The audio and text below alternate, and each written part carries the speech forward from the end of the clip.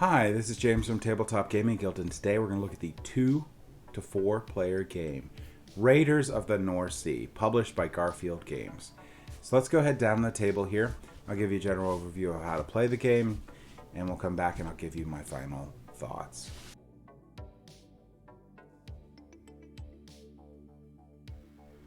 Okay, so this is what a typical setup of Raiders of the North Sea might look like. Now, we're not going to go over all the rules. I'm just going to give you the general gist of how to play the game.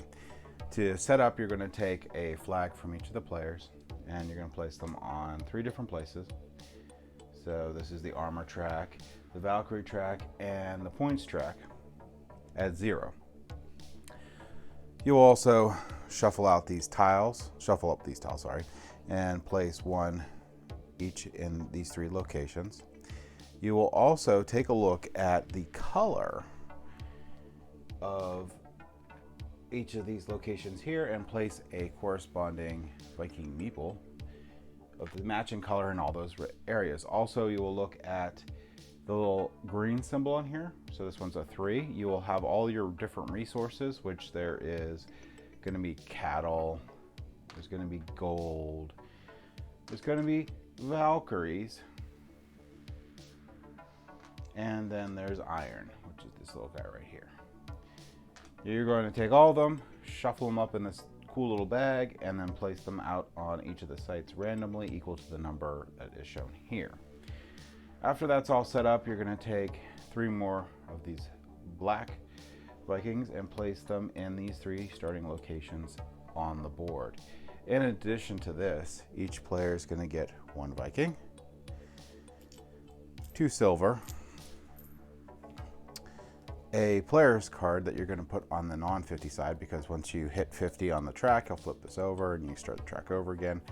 But this also tells you some cool stuff, like it'll tell you the max card, silver, and provisions you can have is 8 in the game, so this is a reminder. And the max crew you can hire is going to be 5. Also, how you get points at the end of the game, besides what you already have. So these are additional points at the end of the game. It's 1 per gold, 1 per iron, and 1 per every 2 livestock. So you also get 5 of these Raiders cards. Now, when you look at these cards, you're going to pick 3 of them and discard 2. Now, when looking at these cards here, there's a couple different things to look at. Most of them all of them have a crew side and a play side. Well, actually, not all of them have a play side. Epic heroes, which you can only have 1 in your on your boat at a time, will have a recruit on both sides, or will have the black symbol on both sides, because one of them will state that you can only have 1 of them on there. Now, what this means is you can hire these crew members for this side if you pay this amount of silver, which is shown on the left, and it has this much power, which we'll get into in a second. So the main point of this game is going to be you're always going to have a meeple in your hand. You will start out the game only going to be able to place them in these 3 locations. All the other locations have restrictions, like this one can only use gray or white workers, this one can only use gray or white workers, this can use black or gray, but you're going to have these resources here, which I'll show you in a second. So a couple cool things to note in this area to start off with is the barracks. So if you go to the barracks, see it has a little symbol here, and it matches this symbol on the card. This will allow you to recruit one of your Vikings in your hand and place them in your boat. Now, like, you could only have 5 of these. You'll pay the silver. I don't have enough silver right now, but just pretend I had 3. And they'll be part of your crew. Again, this will be your strength, and a lot of them have abilities, like this one has gain 2 strength when raiding monasteries. So you'll be placing people in your boat. You can go to you can go to this location here and play them.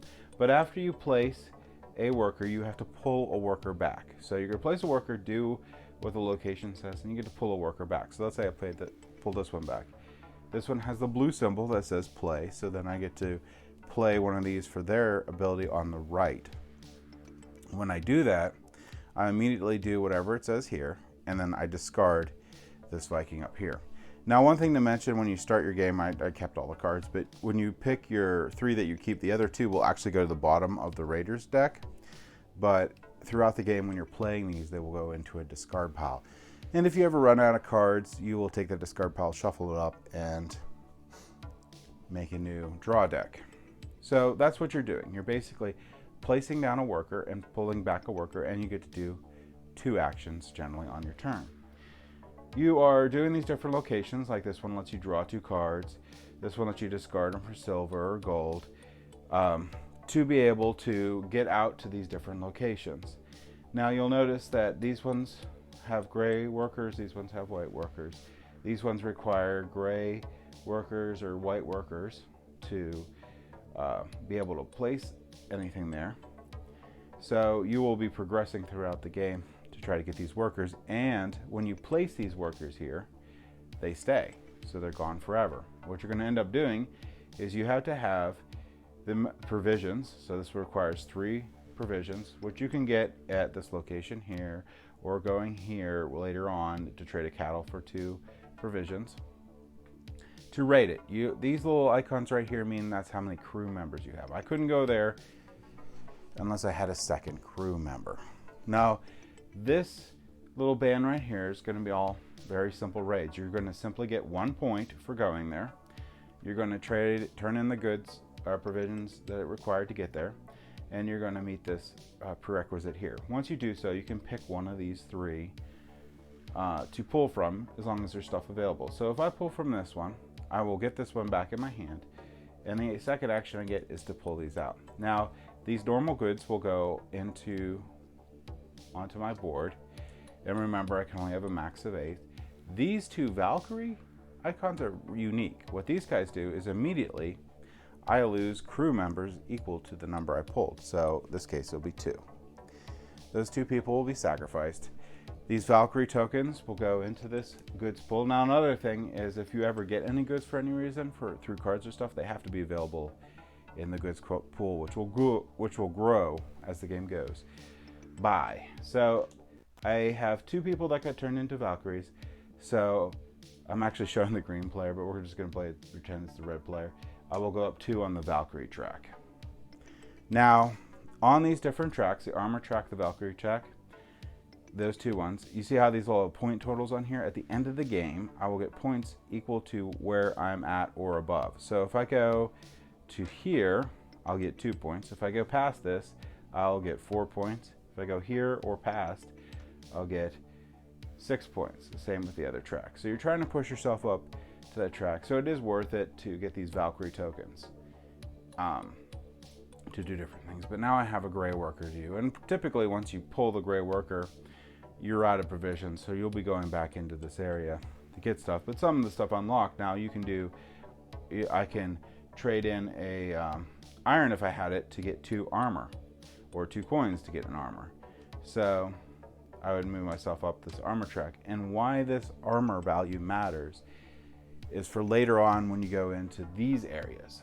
So these areas have a red number here and here, and also 2 red dice here. So this is still what you have to spend to go there. And this is the amount of crew that you have to have in your ship to go there. But if I was to go there, so I had enough crew, and just pretend that I had enough provisions, I would take the number in the upper left-hand corner of each of these cards, add them up, take my number up here, add it up, and I'm looking, when I go to these different areas, to have at least this number or higher to get the points on the right. So ideally, I'll have 20. So right now, I have 12 here, and I have 2 here, so that's going to be 14, and it states that I can roll these 2 dice, which I will, and I got 5. So I'm looking, so what number did I say I had to get? 12, 14, so I didn't have enough, I had 19, so I would get the lower amount, I get 4 points, and you just immediately put yourself up that track. And like other locations in here, you get to pull a meeple off, and you get the goods beneath. So I'll get a cattle and a stone, an iron, and I'll get to put that in here. So again, remember throughout the game when you're just putting down a meeple and pulling one back, you'll always have one in your hand. So if you remember that, you're good. The other thing you could do to get points in the game is you can try to gain favor of the Jarl by giving him goods. So you'll just match these goods on the little picture and you'll get the points immediately on the right. Now some of the Viking cards will give you extra points for having certain things at the end of the game or other stuff. Just pay attention to that. But basically the game's going to end when we run out of these tiles, or we run out of all the Valkyries have been pulled from the board, or these fortresses, which are 6 on the top there, top row, when we're down to 1. So that's how the game ends. Once the game ends, everyone gets one more turn, including the person that ended the game. The game ends, you add up your score, person with the highest score wins. So that's the general idea of how to play Raiders of the North Sea. Let's go ahead back up to the table here and I'll give you my final thoughts. So, Raiders of the North Sea. I love this game. It's not just because I like the Viking themes. I like Blood Rage and I like Champions of Midgard, which this sort of gives the same feel as Champions of Midgard, but I like it a lot better. This is more of a Euro game. I really like having to have the feel of like you're gaining provisions and stuff to do the long voyages.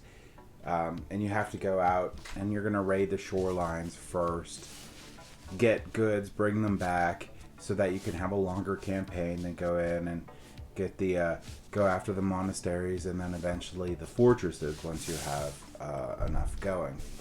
I really like the concept that's pretty unique where you're going to always have a worker in your hand and then at the beginning or the end of your turn. So I really like that you have to make decisions in which color worker you have for which region, and then what, like if you go and you finally get that gray worker and you come back and you don't necessarily, you need to get supplies, but it hurts to put it down in that area because your opponent can pick it up and then move on with it the next turn. But so there's a lot of strategy that you're going to have to employ to as when you're going to go raiding these outposts. Are you going to wait for your opponent to do it first and take their worker to go further in? You could have, if both people want to do that, you could have a little bit of a race where you get double the amount of provisions you need, so you could go out twice. There's a lot in this game. There's a lot of strategies and a lot of fun. It's also, you don't want to ignore those offering tiles to the Jarl, because there are a lot of points there, and they can be a lot more points than actually going out and raiding the different areas until you get farther down. Also, an opponent could be trying to gobble those up to make the offering deck run out, so the game will end before people could maybe necessarily get to those fortresses. There's a lot to this game. Now, if you're looking for the next Viking game, and you're not too worried about the theme being too strong, you're okay with it just being on the surface, this game is definitely one you want to take a look at. If you're looking for a great Euro game, this game might be a game you want to look at. If you're going to look at a game that is great that you can teach to people that are new to the hobby, this is also a great game. This game is pretty straightforward. When you start out, it's like it goes through baby steps because you're in this little area here getting your provisions, and you get used to getting what you need, picking up a worker, doing 2 actions a turn. So this is a really great game that you can show new people how to playing Euro games. So overall, as you know, I love Viking games and I love this game. So that is my final thoughts on Raiders of the North Sea. Thank you for watching.